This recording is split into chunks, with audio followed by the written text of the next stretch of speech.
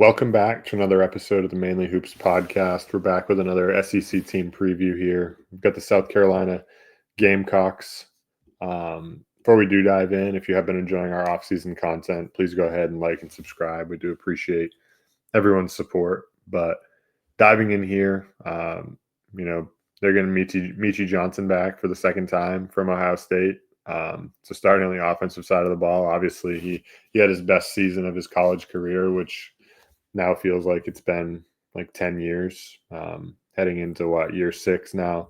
But offensive strengths, what do you see for South Carolina? Yeah, I mean, what is he? He's a double boomerang transfer now, or whatever you want to call it. First 2 years Ohio State, 2 years South Carolina, last year Ohio State. Now he's back at South Carolina. It's just last year at Ohio State barely. He had a little NIL dispute apparently, but he's here and maybe he'll be committed to this program. I mean, we've seen him have success in this program before, I guess, but yeah, I mean, he's back. He's going to play a role, and I think he's kind of the headliner of the catch and shoot options that they have here. I think they have a lot of capable ones. There are some other ones across this perimeter, and guys like Miles Studi, who's been here for a little bit, Kobe Knox, and Mike Sharp-Jumps, who's like another guy that I feel like has been around college hoops for like forever, because he was playing a huge role at not a huge role, but he was playing a significant role at Dayton early in his career, and he's kind of jumped around. I think this is his fourth school as well.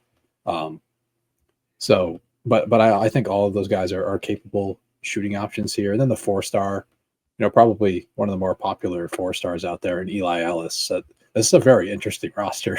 The more now that I'm looking at it again, there's just a lot of names that we don't really know if the production matches the popularity of some of these guys, but it'll be interesting to watch. And then you have some front court shooting options as well, in Norton Kapich coming from UC San Diego, and Elijah Strong as well. I think those guys probably split time at the 4, which I think can lead to some competent floor spacing at all times. And obviously the on-ball talent isn't fantastic, but I think the spacing across the board could allow for like a smoother half-court operation than it really looks on paper. Like, you just look at these guys in this roster, and it's like, how is this going to work out as a whole? But I do think their spacing can really help each other out. And, maybe there's some guys down the board, those 3 stars in the freshman class, like an EJ Walker, other guys down the board as well, who can step up and play a role this year. Yeah. I think you put it very well. I mean, it's an interesting roster, I think, to say the least. There's just a bunch of guys that have been all over the place, and welcoming Michi Johnson back with open arms. Obviously, losing like Colin Murray-Broyles to the NBA doesn't help their case at all.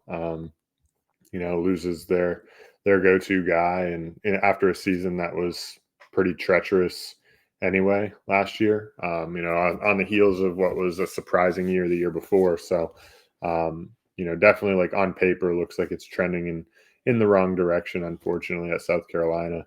And that's where they're slated to end up, at the bottom of the league again. There are a few weaknesses on the offensive side of the ball that I thought were worthy of noting. I mean, you mentioned, I think there are a couple weaknesses that go hand in hand here. You mentioned like the on-ball talent not being great. I think turnover rate and like on-ball creation in general is not going to be fantastic from this team. You mentioned like spacing could help that a little bit, but you're looking at like Michi Johnson, right, who has never been fantastic at taking care of the ball, except for that one, his final year at South Carolina. He did have a 21% assist rate to a 13% turnover rate, but other than that, 22.5% last year, 19%, 25%, 23%. He's really never really taken care of the ball. Same thing with some of the other guys up and down the roster, 18%. Another 17%. There's a lot of guys that haven't really taken care of the ball very well, and also haven't really generated offense for others. So I have real concerns with their overall ability to generate offense on the ball. and taking care of the basketball in general. Another thing that's a real concern for me is just their overall efficiency. You're looking at a bunch of guards here that are living in the mid 40s in terms of effective field goal percentage. Don't really, like you mentioned, like the floor spacing should be better. Like there are some guys that can potentially shoot a little bit. On paper it doesn't look great, but improved doesn't always mean necessarily good, right? You look at some of these numbers and it's not super pretty. I mean, you've got guys kind of in that low 30s percentage from three. You've got a guy in like on the wing and Cam Scott coming back that's a 17% shooter and 32.9% effective field goal percentage. I mean, that's one of the worst that we've seen in this offseason. So it's just not an overly efficient group at all. And then one final concern, the front court scoring, I think, is pretty lacking, to say the least. I mean, you've got a guy like Christ Essendoko coming in, who's coming in from Providence, primarily used as like a lob threat slash like pick and roll guy. Doesn't really shoot. I mean, for his career, he's taken 52 threes in 2 years, and he's got only a career 54% effective field goal percentage. Just not a great interior scorer at all. So, I think like the front court in general, it's going to be a team that I think relies a lot on the perimeter and has a group of perimeter options that aren't super efficient, which I think is not going to turn out very well. Yeah, I mean, I was trying to be nice about the shooting. I think they should shoot it at a higher level. I think there's a lot of guys that are candidates to shoot it better because I think they all help each other out in that way. But yeah, that was my main concern, is like who's going to create those looks, and it might be Mike Sharpjumps, and he's a creative passer, but he struggles to create advantages and shrink the defense in any way. So I don't really love him to do that consistently, and he doesn't. Yeah, and you mentioned like there's a lot of guys on this roster that turn it over at a pretty high rate, and I don't really trust any of them to make high level decisions. Like a guy like B.G. Johnson, he's pretty erratic. I think that's to say the least. Like he goes on stretches where he knocks down threes at a pretty high clip, but for the most part, it's a pretty erratic situation, and he can't really score at the rim. He's pretty perimeter reliant. I do actually think they're going to have to play through Essendoko a little bit through the post. He showed some ability at St. Joe's before. Providence last year was kind of just a disaster for him. He dealt with injuries and just never really got back on the floor not for whatever reason. They have some other candidates on that roster that emerged and were pretty good, but I do think he's going to be a guy that they're going to have to throw it inside to, and he's going to have to bully his way into some baskets to open up some 3-point opportunities. But obviously, with that being said, it's not like it's going to be anything high level or anything that's going to completely change the outlook of a game. So yeah, overall, it's just the talent is a bit lacking, and as much shooting as they have, I don't know how they're going to create these looks consistently. No, I know. But how about on the defensive side? I mean, strengths here on the defensive end. What do you see here? I will say they're a little better on this side of the floor.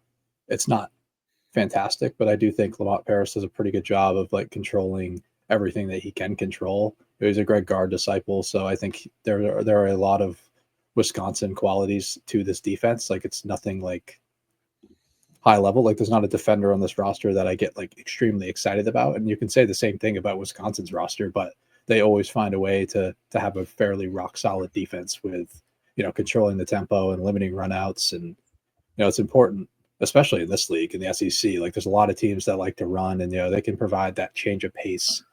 And they're a little bit behind athletically, but compared to all these other teams in the SEC, but these qualities like lead to a decent floor on this side.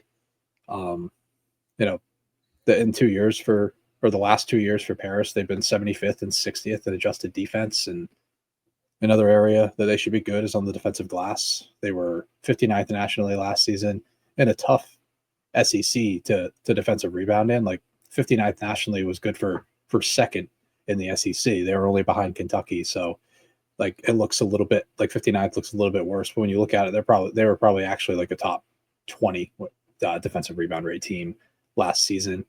And you have some guys that can provide some value here, like Essendoko can carve out space inside to grab rebounds at a high clip, and then Strong and Kapich. And then you add some of the wings who have some positional size that they can help out on the glass as well. And, that's kind of another theme for them, is just like some switchability and positional size. Like there's only one guy that's under 6'7" in the starting lineup or in the projected starting lineup, and that's Michi Johnson. And, they have some other guys that they're able to guard multiple positions. And, I think the 3-star like freshman group can provide some versatility as well. I'm not really sure what they bring to the offensive side, but I think they can help like fit the mold and play in this scheme fairly well. Yeah, I mean, I think that's fair. I think they'll be solid on the defensive glass. They'll be fine there. I have concerns, even though they will be solid there. I have concerns in terms of rim protection on this team. Like I don't really love Essendoko as a rim protector. 4.6% block rate last year. Now moving to the SEC up from Providence. I just think he just doesn't move all that well. I mean, he's a big body, like you mentioned. He can carve out space, but in terms of like really being vertical and disrupting shots and in like ball screen actions, and like they're gonna have to like play drop with him probably. Like I just don't really see a lot of good outcomes for him as a rim protector in the SEC. I see actually like a lot of foul trouble most likely. And then you like Kapich isn't really much of a rim protector. So like, I just think the rim protection depth is really lacking for South Carolina. And then one other thing, like you mentioned, there's not a guy on this roster that really excites you defensively. And this is a weakness, and it's a weakness of every Lamont Paris team. They don't really force turnovers, and I just don't really think they have the talent here. Like Michi Johnson has created some plays in the past on the defensive end. I think he had like a 3% steal rate last year.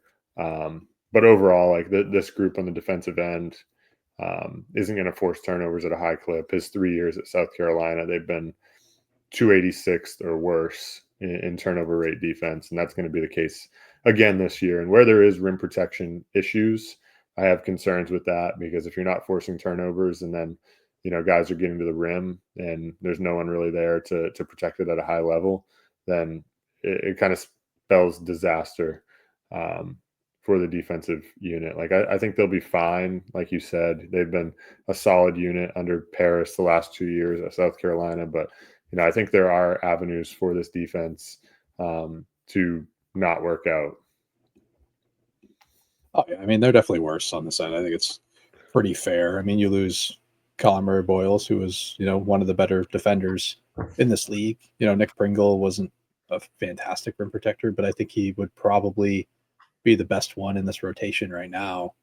And maybe it's a guy like Jordan Butler, 7'1", maybe is a little bit thinner framed. I think he was hurt last year, and I'm not sure when he's going to be coming back, but maybe he helps out.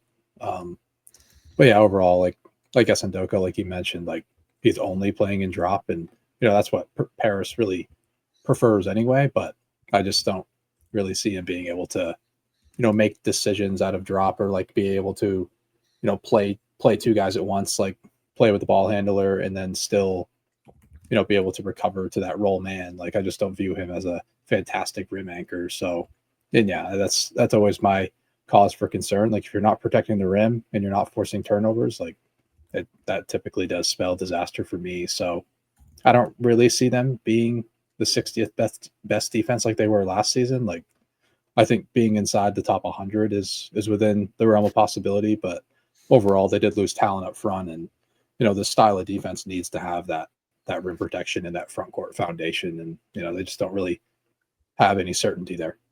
Yeah, I think you're spot on there. MVP and X factor for this team. Where'd you go here? I went with Michi Johnson as my MVP. It's just kind of hard not to go in that direction. I just think he provides the most perimeter pop on this roster. We've seen him have success here before, and for Michi Johnson to have like the highest floor on the offensive end is kind of a concern. But I just think he's the best perimeter talent. So that's what I went with. And for my X factor, I went with Mike Sharp jumps. If he's able to create anything out of the pick and roll, if he's able to get into the lane and be able to kick out to some of these shooters, I think he's their best passer on the roster. And it's just the turnover rate stuff that he needs to clean up. He's proven that he's a talented passer throughout his entire career. It's just a matter of, making the right reads and being able to consistently beat defenders off the bounce. Yeah, I went with the same MVP, Michi Johnson. I think like you just kind of have to based on the talent on this roster and what we've seen from him in the past. Last year obviously had the NIL dispute, so he didn't really play. Based on what we saw from him the year prior, he's certainly the best talent on this team. For my X factor, I went with Christ Essendoko, and I went there because like rim protection's lacking, and he's going to need to be really good on the defensive glass for this team. So I think he's going to be really important to the defensive end. And like you mentioned, they're probably going to have to play through him at times on the offensive end. So I think he's going to be a key piece as like another creator for this offense out of the post. But ceiling and floor, obviously, like everyone has them at the bottom of the SEC. Where do you see them finishing? Yeah, it's kind of hard not to say that they're at the bottom, and yeah, that's definitely my floor. My ceiling is 14th in the league. I just don't really see them gaining any traction really on either end. They're lacking talent compared to every other team in the league. So yeah, I don't really need to dive too much more into it. I think maybe they can get out of the cellar, maybe past a team like LSU, and maybe one of these other SEC teams has a disaster season for them to get to 14th. But I think that's the only way I see it happening. Yeah, I have to be in agreement there. I had their ceiling at 15th actually, and floor at 16th. I think it's like there's really only two spots they can finish with this roster. I just don't really see them finishing above, some of those other bottom teams in the SEC, because I think like some of those other bottom teams in the SEC are truly like fighting for tournament positioning. South Carolina to me is not. Like they're nowhere near that. That's like a different tier in my eyes. So like unfortunately not a great outlook for South Carolina for this upcoming season, which leads me into my bold prediction. I think South Carolina doesn't make the tournament again until at least 2028.